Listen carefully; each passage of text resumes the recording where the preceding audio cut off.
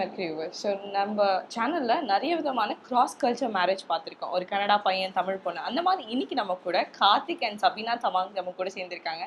So ஒரு நேபாளி பொண்ணு, தமிழ் பையன். மருமகள். எஸ்.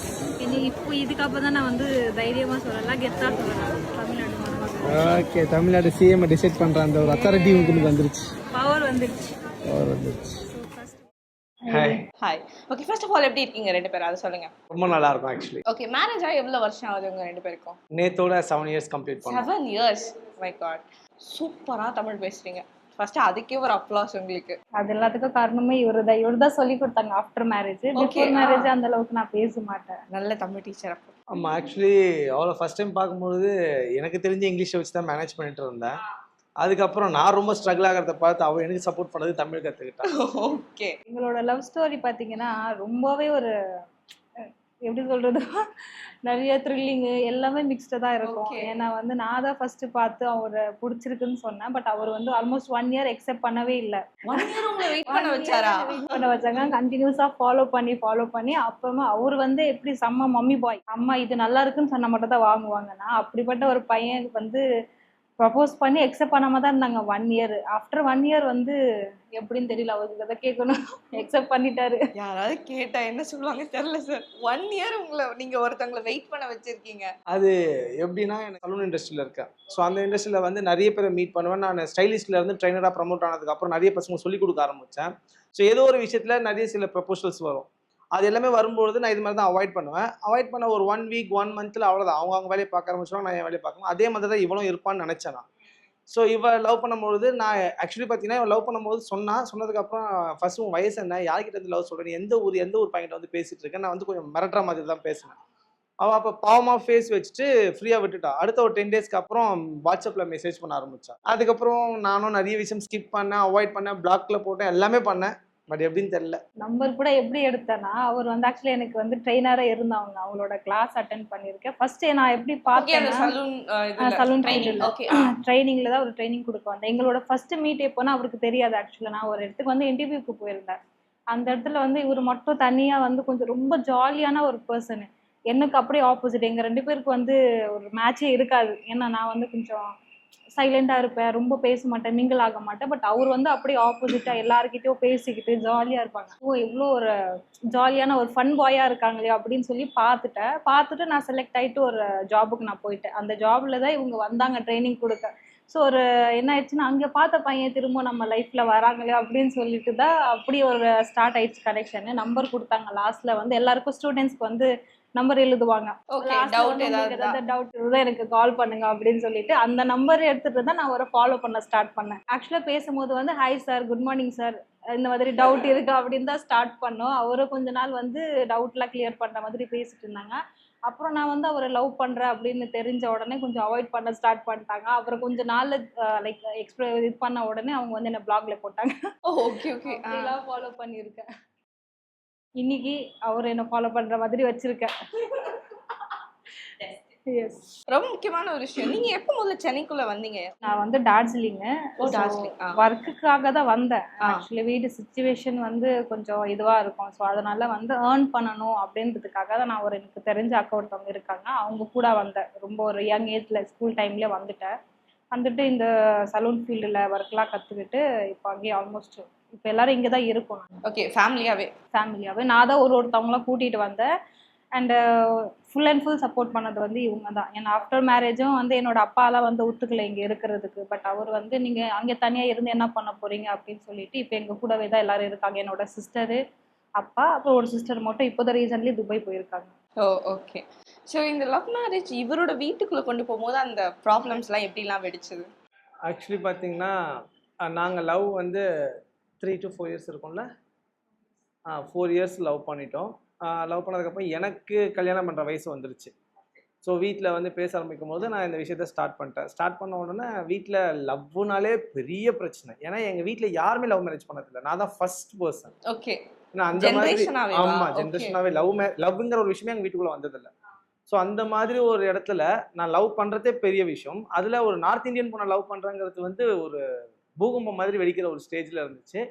ஆனால் எங்கள் அப்பா அம்மாவுக்கு என் மேலே ரொம்ப பாசம். எனக்கு ஒரு அண்ணா ஒரு தங்கச்சி, பட் எங்கள் அப்பா அம்மாவுக்கு என் மேலே ரொம்ப பாசம். சொன்னதுக்கப்புறம் ப்ராப்ளம் வந்துச்சு. நான் சிம்பிளாக ஒரே விஷயம் சொன்னேன், அம்மா மேரேஜ் உங்களுக்கு பிடிச்ச மாதிரி தான் நான் பண்ணணும்னு ஆசைப்பட்டேன், பட் இது நடந்துருச்சு.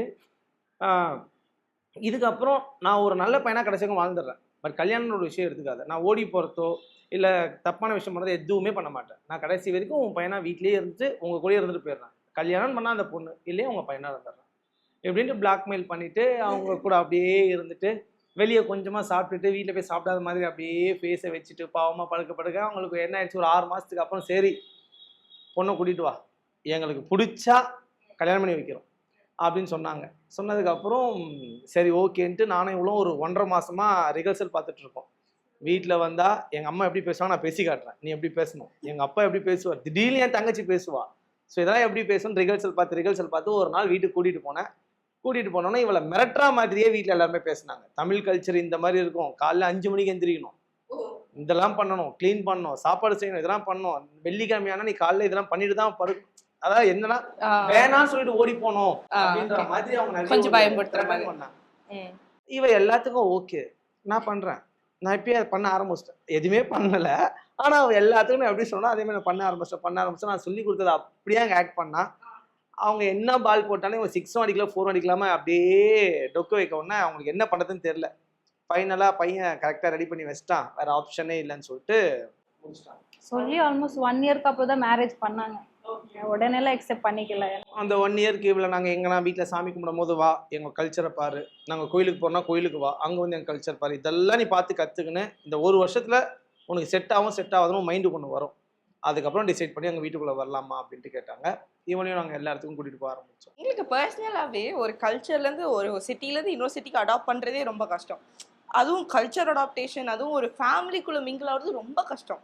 ஸோ உங்களோட ப்ராசஸ் எப்படி இருந்தது? நீங்கள் கேட்ட மாதிரி ரொம்பவே தான் ஒரு டஃப்பான ஒரு டைம் தான் இருந்தது. ஏன்னா சடன்லி வந்து என்னையே ஃபுல்லாக சேஞ்ச் பண்ணிக்கிட்டு அவங்களோட இதில் வந்து எக்ஸெப்ட் பண்ணவும் முடியல, எனக்கு திரும்ப அந்த என்னோட இதுக்குள்ளே போகவும் முடியாமல் அந்த மாதிரி தான் இருந்தது. மேரேஜ் பண்ண அந்த ஃபஸ்ட்டு ஒரு 8 மந்த்து அவளை நான் எங்களுடைய கல்ச்சரை ஃபாலோ பண்ண வச்சேன், பட் அவள் முடியல.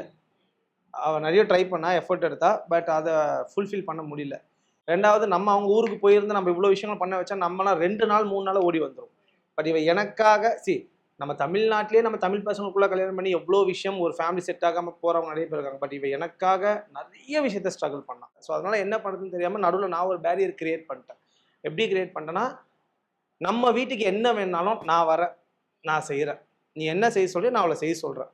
அதே மாதிரி எங்கள் அம்மா என்ன கேட்குறாங்களோ என்ன நீ ஸ்டாப் பண்ணாத, நான் போய் அதை எல்லாத்தையும் பண்ணி கொடுத்துட்டு வருவேன், பட் ஒன்றா இருந்தால் பிரச்சனை பெருசாகும் அப்படின்ட்டு அம்மாட்ட பேசி கன்வின்ஸ் பண்ணி ஒரு 1 இயரில் ஃபஸ்ட் பாப்பா பிறந்தா. மேரேஜ் பண்ண நெக்ஸ்ட் இயரே பாப்பா பிறந்துட்டா. ஸோ பாப்பா பிறந்த ஒரு 3 மாதத்தில் ஒரு சின்ன பிரச்சனைகள் நடந்தது. அப்படியே அந்த பிரச்சனைகளை தாண்டி வெளியே கூட்டிகிட்டு வந்துட்டேன். வெளியே கூட்டிகிட்டு வந்ததுக்கப்புறம் இவ வந்து பார்த்தீங்கன்னா ரொம்ப தனிமையாக இருந்தா. ஏன்னா அந்த 1.5 வருஷமா அவன் ரொம்ப அதுவும் ப்ரெக்னன்சி டைமில் எவ்வளோ ஸ்ட்ரகிள் பண்ணியிருப்பாங்க உங்களுக்கு தெரியும் அந்த ஃபீல். ஸோ அதனால தான் அதுக்கப்புறம் அவங்களோட சிஸ்டர் அவங்க அப்பா அம்மா கூட கொஞ்சம் ஜாலியாக வாழட்டும் அப்படின்னு சொல்லிட்டு ஒரு 6-7 மாதம் அவங்க வீட்டில் நான் ஃப்ரீயாக விட்டுட்டேன். அதுக்கப்புறம் அப்பா அம்மா என்ன ஃபீல் பண்ணாங்கன்னு தெரில. இதுக்கப்புறம் இவன் லைஃப் இப்படி விட்டா நல்லா இருக்காதுன்னு சொல்லிட்டு இந்த தண்ணி கொடுத்தணுன்ற மாதிரி எங்களையும் தனியாக கொடுத்துட்டான். கொடுத்ததுக்கப்புறம் 5 days இவ கூட இருப்பேன், 2 days என் பாப்பாலாம் கூட்டிகிட்டு எங்கள் அம்மா கூட போயிருப்பேன். இந்த மாதிரி தான் பேலன்ஸ் பண்ணி இன்னைக்கு வரைக்கும் எடுத்துகிட்டு வந்தேன். ஓகே, ஆக்சுவலி உங்களோட வீட்டு சைடில் என்ன சொன்னாங்க? ஸோ இவங்க வீட்டுக்குள்ளே என்ட்ரு ஆகிறதுக்கு அது ஒரு பெரிய ஸ்டோரி கேளுங்க. ஓகே, உங்கள் வீட்டு சைடில் எப்படி ஏற்றுக்கிட்டாங்க? எங்கள் வீட்டில் வந்து எனக்கு அப்பா மட்டும் தான் இருக்காங்க, அம்மா இருக்காங்க, பட் அப்பா அம்மா வந்து சின்ன வயசுல பிரிஞ்சுட்டாங்க, செப்பரேட் ஆயிட்டாங்க. ஸோ அம்மாவுக்கு ஒரு லைக் அவங்க தனியாக இருக்கிறாங்க. ஸோ அப்பாவுக்கு வந்து எப்படின்னா அவங்களோட லைஃப் மாதிரி ஆகக்கூடாது, நீ வந்து நார்த் இந்தியனு, ஸோ ஒரு தமிழ் பையன் கல்யாணம் பண்ணுற, இங்கே நமக்கு ஒரு ரிலேட்டிவ்ஸ் யாருமே இல்லை, நம்மளை சப்போர்ட் பண்ணுறதுக்கு ஒரு பர்சன் கிடையாது, ஸோ நீ ஒரு பர்சனை நம்பி போகிறேன்னா அவங்க ஒன்று கடைசி வரைக்கும் பிரியாமல் பார்த்துக்கணும் அப்படின்றது ஒரு அவங்களுக்கு மைண்டில் தான் நிறைய இருக்குது. ஃபஸ்ட்டு சொன்ன உடனே அதை தான் கேட்டாங்க, இவங்க தமிழ் வந்து நீ கல்யாணம் பண்ண போகிற, ஸோ எப்படி உன்னை வந்து பார்த்துட்டு போகிறாங்க, அதுக்கான ஒரு எப்படின்னா ஒரு ப்ரூஃப் கேளு அப்படின்ற மாதிரி தான். ஏன்னா அப்பா வந்து கொஞ்சம் இன்னோசென்ட்டாக இருக்கிறாங்க, ஸோ ப்ரூஃப் மாதிரி கேளு அப்படின்னு சொன்னாங்க. நான் என்ன பண்ணேன், இவரை வந்து எங்கள் வீட்டுக்கு கூட்டிகிட்டு போயிட்டேன். நீங்கள் பேசி பாருங்கள், அந்த பர்சன் நீங்கள் எத்தனை வருஷமா இருக்கீங்கல்ல, ஸோ பர்சன் பார்த்தா புரிஞ்சுப்பீங்க அப்படின்னு சொல்லி இவங்களை கூட்டிகிட்டு போனேன். இவங்க அப்புறம் இவங்களோட ஒரு தம்பி அப்புறம் மச்சா கூட வந்தாங்க. அப்பா கூட பேசும்போது என்ன சொன்னாங்க, அப்பா வந்து அப்பாவுக்கு தெரிஞ்ச ஒரு ரிலேட்டிவ்ஸ் லைக் இங்கே ஒர்க் பண்ணுறவங்க, அப்புறம் 2-3 பேர் ரிலேட்டிவ்ஸ் இங்கே கொஞ்சம் ஒர்க் பண்ணுறதுக்கு வந்திருக்காங்க, அவங்களாம் கூட்டிகிட்டு வந்து எங்கள் வீட்டுக்கு வந்தாங்க. வந்துட்டு இவங்ககிட்ட கேட்டாங்க, எப்படி வந்து நீ கடைசி வரைக்கும் அவனை பார்க்க போற ஒரு இது லெட்டர் எழுதி தர, அதுல வேணா சைன் பண்ணிட்டு கல்யாணம் பண்றியா, அந்த அக்ரிமெண்ட்ல மாதிரி சைன் நிறைய அந்த பண்ணேன். மாதிரி அவங்களுக்கு தெரியல என்ன பேசணும் என்ன பண்ணணும். இப்ப எங்க ஊரா இருந்ததுன்னா அங்கே ஒரு சொசைட்டி எங்களுக்கு இருக்காங்க. ஸோ அவங்க பேசுவாங்க, ஓகே உங்களோட வேற ஒரு காஸ்ட் கல்யாணம் பண்ணா கூட பிரச்சனை இல்லையா அப்படின்ற மாதிரி அவங்களுக்குள்ளே பெரிய அவங்கள பேசி முடிச்சிருவாங்க. இங்க வந்து நானும் சின்ன பொண்ணு, அவருமே ஒரு ஜஸ்ட் ஒரு அன்மேரிட் பர்சன் அந்த மாதிரி ஒரு இதுல பார்த்தாங்க. ஸோ அப்போ என்ன ஆயிடுச்சுன்னா அப்பாக்கு அந்த பையன் தான், சொல்ல வேண்டியது. சின்ன பையன் தான் சொல்றேன், அவங்களும் சின்ன பையன் இருக்காங்க அப்படின்றதுக்காக அப்பா வந்து சடனா அது ஒரு எக்ஸெப்ட் பண்ணிக்கல. ஏன்னா இவங்க சைட்ல இருந்து இவங்களோட அம்மா அப்பாவும் கூட்டிட்டு வந்து பேச முடியல அந்த டைம். ஏன்னா அவங்களே எக்ஸெப்ட் பண்ணாம தான் இருந்தாங்க ஆல்ரெடி. எங்க அப்பா வந்து அதெல்லாம் கேட்ட உடனே இவர்தான் புரிய வச்சாங்க. முதல்ல லாங்குவேஜ் பேரியர் எப்படி இது இவதான் நான் நடுவுல உட்காந்துட்டு இவர் என்கிட்ட சொல்லுவாங்க, நான் அதை அப்படியே அப்பா கிட்ட சொல்லுவேன். அப்பா என்ன சொல்றாங்க அதை அப்படியே நான் இவர்கிட்ட சொல்லுவேன். ஆக்சுவலி எப்படின்னா இந்த சைட் ஃபுல்லாவே நார்த் இந்தியன்ஸ் எங்களோட பீப்புள் உட்கார்ந்துட்டு இருந்தாங்க. இங்கே 3 பேர் லைனா உட்காந்துட்டு இருந்தாங்க. நடுவுல வந்து நான் உட்காந்து அவங்களுக்கு எக்ஸ்பிளைன் பண்ணிட்டு இருந்தேன். ஸோ ஃபைனலி அப்பா வந்து மேரேஜ்க்கு ஆக்சுவலா அவ்வளோலாம் வந்து அவர் ரெடியா இல்லை. பொண்ணு கன்ஃபார்ம் பண்ணிட்டாங்க, இவங்கள தான் லவ் பண்ற கல்யாணம் பண்றேன்னு சொல்லிட்டு வேற ஆப்ஷன் இல்லைன்னு சொல்லிட்டு தான் மேரேஜ் வரைக்குமே வந்தாங்க. ஃபுல் அண்ட் ஃபுல் நான் தான் பண்ணேன், இவர் தான் கல்யாணம் பண்ணுவேன், ஸோ நானே பார்த்துக்கிறேன்னு சொல்லி நான் தான் மேரேஜ் பண்ணேன். எங்க அப்பா எங்க கூட வந்தாங்க, மேரேஜ்க்கு வந்தாங்க, எல்லாமே பண்ணாங்க. பட் அவங்க வந்து ஃபுல்ஃபில்லா எதுவுமே இது இல்லை பண்றாங்க அப்படின்ற மாதிரி தான் இருந்தாங்க. பட் இப்போ வந்து எங்க அப்பாவுக்கு ரொம்ப ஹாப்பி, இப்படி ஒரு பர்சன்லாம் இருக்கிறாங்க, இப்படி ஒரு எவ்வளவு நல்ல லைக் ஒரு பையனா இருக்காங்க அப்படின்றது அவங்களுக்கு இப்போ ரியலைஸ் ஆயிடுச்சு. ஓகே, அவங்க ஏதாவது பேசுறாங்களா இப்போ உங்ககிட்ட? ஏதாவது கத்துக்கிட்டாரா? நம்ம கூட தான் இருக்காங்க, நாங்கெல்லாம் ஒரே வீட்டில் தான் இருக்கோம். இப்போ பார்த்தீங்கன்னா ஒரே வீடு நானும் அண்ணாவும் சேர்ந்து காட்டினோம்.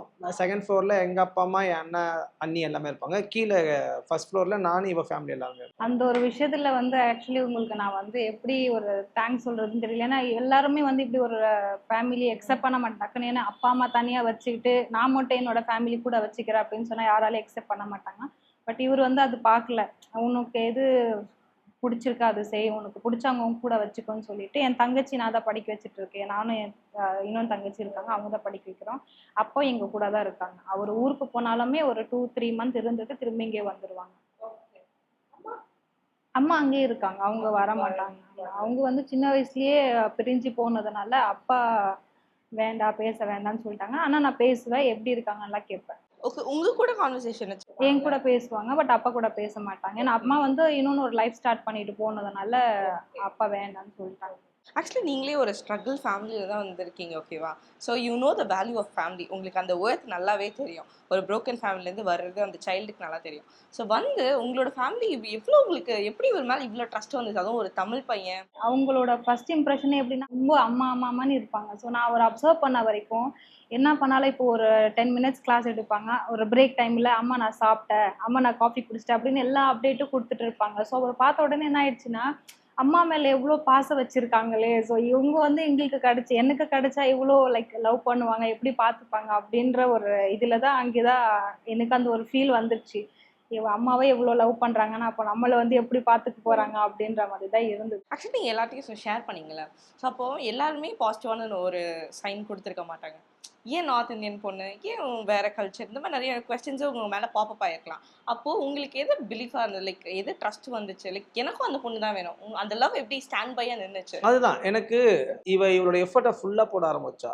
ஸோ இவ எஃபர்ட் போட ஆரம்பிச்சோன்னா எனக்குன்னு இருந்த ஒரே ஒரு பெஸ்ட் ஃப்ரெண்டு ராஜேஷ். அவன் இப்போ இல்லை, அவன் இருக்கிற வரைக்கும் நான் எல்லாத்தையுமே அவங்ககிட்ட தான் ஷேர் பண்ணுவேன். அவன் என்ன பண்ணா, நீ வெயிட் பண்ணுன்னா நானும் 6 மாதம் 7 மாதம் 8 மாதம் 1 வருஷம் வரைக்கும் வெயிட் பண்ணா அவன் விடுற மாதிரியே இல்லை. அப்போ அவன் சொன்ன ஒரே விஷயம், இந்த மாதிரி ஒரு பொண்ணு எனக்கே கிடைக்கல, ஆனால் உனக்கு கிடைச்சிருக்குன்னா கிஃப்ட்டு, நீ டிசைட் பண்ணு, உன் ஃபேமிலி பற்றி உனக்கு தான் தெரியும். நான் வீட்டில் வந்து சொன்னாலும் எதை எடுத்து அடிப்பாங்கன்னு எனக்கே தெரியாது, நான் இதில் என்ட்ரி ஆக மாட்டேன். பட் எனக்கு தெரிஞ்சு நல்ல பொண்ணு உன்னை இவ்வளோ ஃபாலோ பண்ணுறா. அப்போ எனக்கு ஸ்டேட்டு லாங்குவேஜ் எதுவுமே புரியல. அப்போ எனக்கும் அந்த சின்ன வயசு இல்லையா, இந்த மாதிரி நம்ம அந்தளவுக்கு ஒர்த்தா இவ்வளோ ஃபாலோ பண்ணுறாள். ஏன்னா நான் வந்து ஃபேஸ் காமிச்சிட்டேன், திட்டேன், ஆல்மோஸ்ட் த்ரெட்டன் பண்ணிட்டேன், பிளாக்மெயில் பண்ணிட்டேன், எல்லாமே பண்ணிட்டேன். நான் எங்கள் தமிழ் பீப்புள் வேறு மாதிரி விஷயத்தை நான் அவளுக்கு பயமுறுத்துறதுக்காக பண்ணேன். எல்லாத்தையும் தாண்டி நீங்கள் தான் வேணுன்ற மாதிரி இருந்தால். இத்தனைக்கும் அந்த டைமில் அவளோட ஏஜ் வந்து 20 கூட இல்லைன்னு நினைக்கிறேன், 20 கூட இல்லை. ஸோ 19 to 20 அவ்வளோதான் இருக்கும். ஸோ இவ்வளவு நம்புறாளேன்னு சொல்லிட்டு நானும் சரி ஓகே அக்செப்ட் பண்ணுமேன்னு பண்ணேன். ஆனால் இன்னைக்கு எனக்கு தமிழ் அப்படிலாம் நான் எதுவும் தப்பா சொல்லல, எனக்கு கிடைச்சி வேற பொண்ணுக்கு கிடைச்சிருந்தா கூட என்னை இந்த அளவுக்கு டேக் கேர் பண்ணுவாங்களாங்கிறது தெரியல, சான்ஸே இல்லை. என்னோட இன்னொரு அம்மா இவ. Oh my God.